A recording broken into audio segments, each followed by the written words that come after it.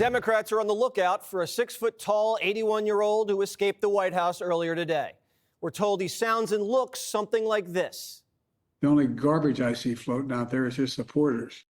Biden doesn't have a laptop this time, but he did manage to get all the way to Pennsylvania. And he somehow found a stage. Remember the last guy when he was president, he said we have every week, we're going to have infrastructure week. After that, he tried to give a woman an award, dropped it, and then he started chewing on it. How he's still allowed to be near a camera is a mystery. Democrats thought Biden was strapped to a gurney after he ate baby feet. You'd think after derailing Kamala's closing speech with that garbage grenade, he'd want to lay low. You know, sit the next one out. Snacking on babies with Dr. Jill in a panda suit. The Democrats keep trying to bench Biden, but he keeps running out onto the field naked. Biden's insiders say it's the World Series for politics, and he wants to play in it now. And he sees Philly and Scranton as his home field, where he thinks he's beloved. So he made a mad dash to Philly today, but Democrats aren't too happy he's in town. Quote, the appreciation from the Democratic base is still there, but the need for him to show up is not.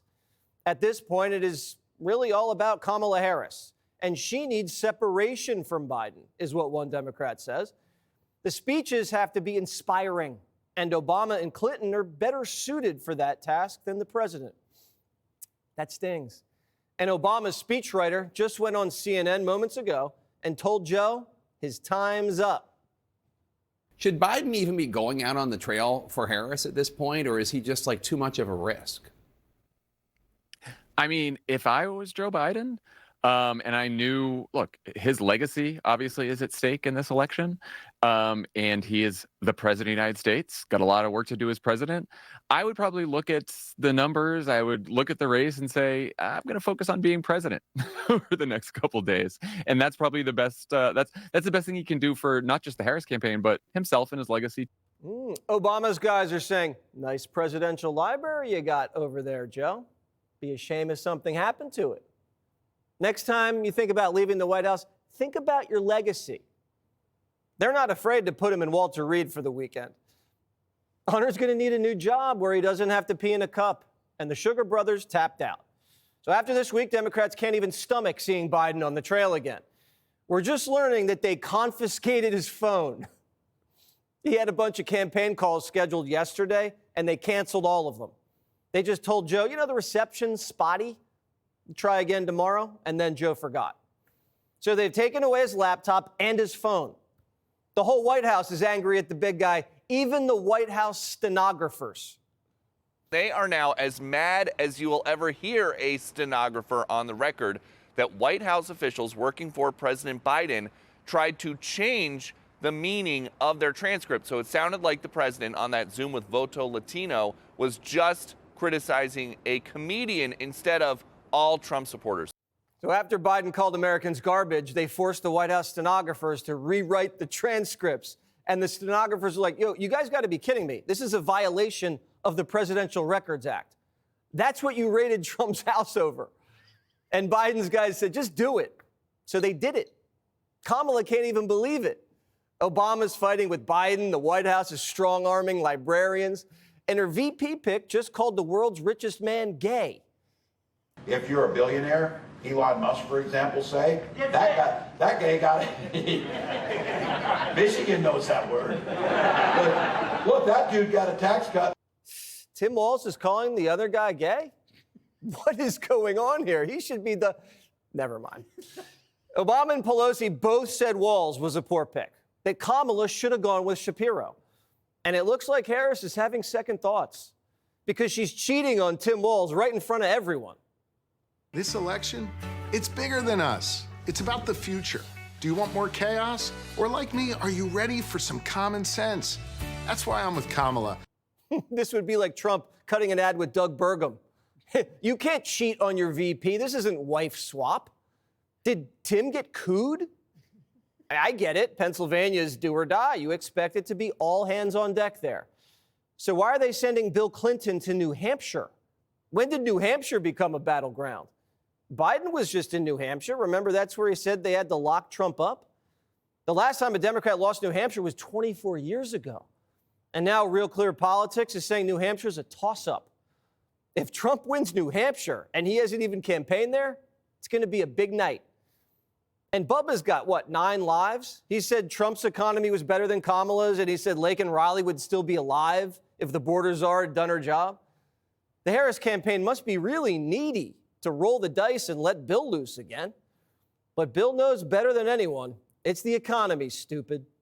Some of them are Republicans by DNA. Some of them voted for Trump in 2016, Biden in 2020, and have told us because of Biden's policies, because of inflation, the cost of living, they're going back to Trump. The economy's still the top issue, and today's news, not going to help Harris.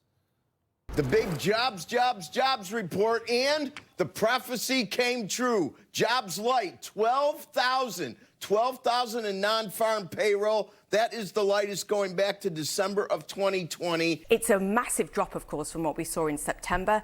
That number was also revised lower, down to 223,000 jobs. In fact, what we lost was over 110,000 jobs over August and September. We have 100,000 fewer jobs than we thought we had. That's a really bad number. So we just lost 100,000 jobs. And Joe's in Pennsylvania reminding everybody about Bidenomics. Democrats can make jobs disappear, but they can't make Biden disappear. Here was Trump reacting to the news in Michigan. This is the lowest number in years, a pitiful 12,000 jobs last month. Whoa. Hundreds of thousands of jobs less than what it should be. I never heard of 12,000 jobs. That's not even believable. And if she gets 4 more years, your family is you're never gonna recover from these stupid people. It'll be a 1929 style economic depression that will absolutely crush your incomes and all that stuff. But we're not gonna talk about that because we wanna make sure we win. And when we win, you are 4 days away from the best jobs, the biggest paychecks, and the brightest economic future the world has ever seen. So the Biden economy looks like a mirage, and Kamala still can't give us a concise answer of what she's going to do if she wins. Day one, what's your first executive action? Well, my first priority, which will be probably the package of bills, is about bringing down the cost of living. So it's about housing. It's about childcare. It's about what we need to do to deal with grocery prices. So it's not one, but it's a package. So why do they even keep asking her what she's going to do on day one? Day one was 4 years ago. She could knock on Joe's door right now and say, hey, big guy, sign this executive order. I'm going to just slip it under your door. I know they took your phone, but there's a pen in there somewhere. Why should Americans wait until Inauguration Day for help when Kamala's in power now? Why can't she get a head start on the things she's promising? This election's gotten so ridiculous, they made J-Lo cry.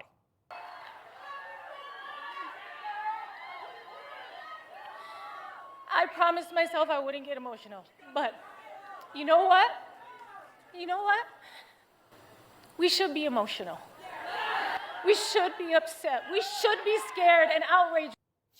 Luckily, Trump will protect J-Lo whether she likes it or not. But why can't Kamala Harris get emotional about America like J-Lo? This country's been through a lot the last 4 years. How is it that Harris is never upset by any of it? She just laughs along like nothing's wrong. And are Democrats running out of celebrities? Hollywood must be empty at this point. What, is David Hasselhoff going to come out with a white dude for Harris hat? Trump's putting on aprons, garbage vests, campaigning with blacks, Hispanics, whites, Muslims, carving up the Obama-Biden coalition like a jack-o'-lantern. What's Kamala been up to? Just calling everyone Nazis. How about her? She's always talking about, no, I want to bring the country together. Trump is Hitler. Excuse me, I shouldn't have said that. No, she's always saying, I want to go on peace, and we want to get together as a country. And, you know, the Trump people are garbage, total garbage. Oh. But we want to get together. And Trump is Hitler, and they're all racist, and they're all this, and they're all that. But we want to have peace, so we want to get along. I don't even know if she knows what the hell she's saying. This election is about whether the Democratic machine can kill off the incumbent and drag an unpopular, untalented replacement over the finish line. That's what it is. How close is this thing going to be? Trump's exactly right. She doesn't know what she's talking about. That's why she's their nominee. They like it that way. Do you? Click here to subscribe to the Fox News YouTube page to catch our hottest interviews and most compelling analysis. You won't get it anywhere else.